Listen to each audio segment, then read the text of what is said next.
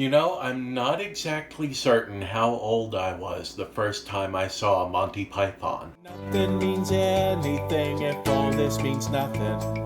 We don't know which way to go.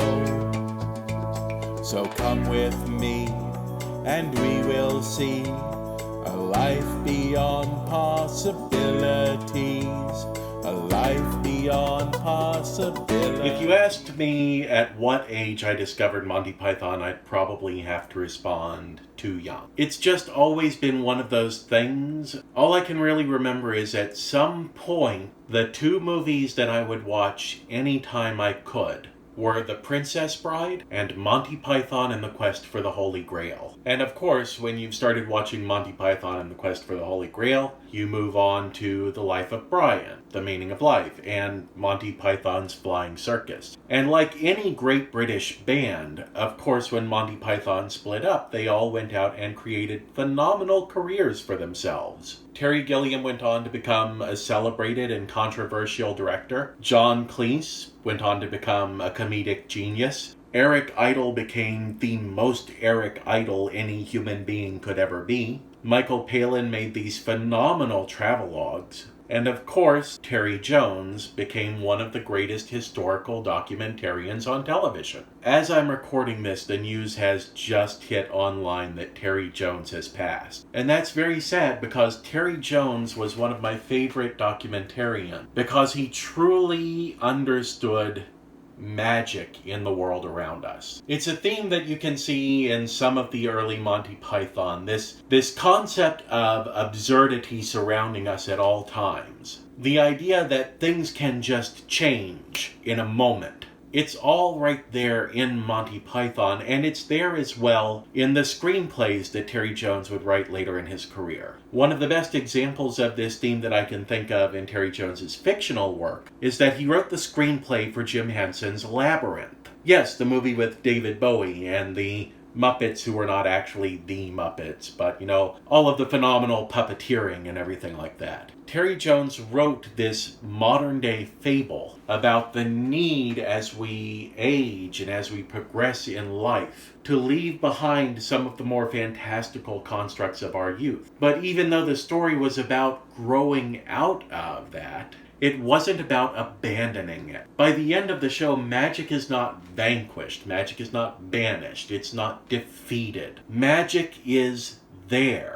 And it's there for people to draw on whenever they need it. And then you can watch in his documentary work later on, whether he was co-writing, co-producing, or just presenting, he always had this sense of the magic in what he was doing. It's there on his face. It's this twinkle in his eye whenever he discovers something brand new to talk about. It's this absolute joy and sense of humor he has about the world. If I had to pick one of his documentaries that I think really fits this theme, I would say that you should go and check out The Story of One. Terry Jones, working with Nick Murphy, created this documentary that is about the cultural history of the number one, which is an interesting topic to decide to delve into because one is just part of the world around us, isn't it? How do you even begin talking about one? I mean, it's just there. It's part of the world in which we live. But Murphy, working together with Jones, says,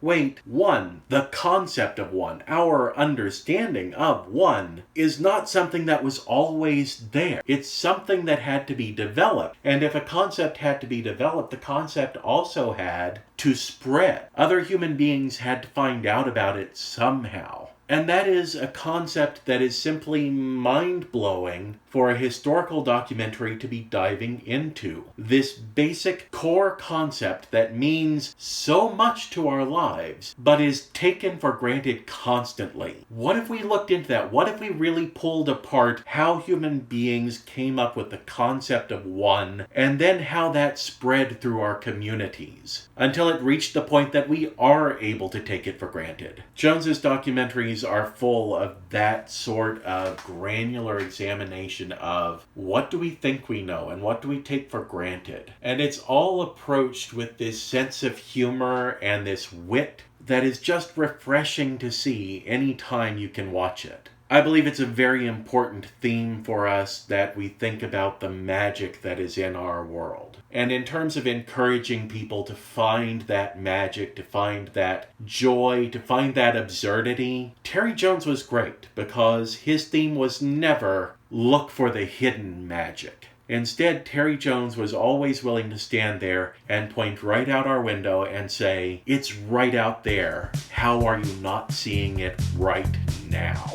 I bought us coffee in the middle of a snowstorm. I went outside without a coat because it's so warm.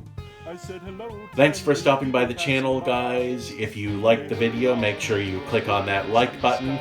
If you disliked the video, hit the dislike button. Who am I to tell you how to decide? However, while you're here, I would appreciate it if you would click that subscribe button, ring that bell. That way you know whenever I post up a new video.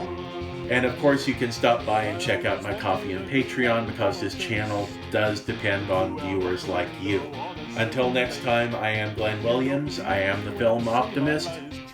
And make sure you take care of yourself because I'm not there to take care of you. Wonderful world, it's a weird, wonderful world.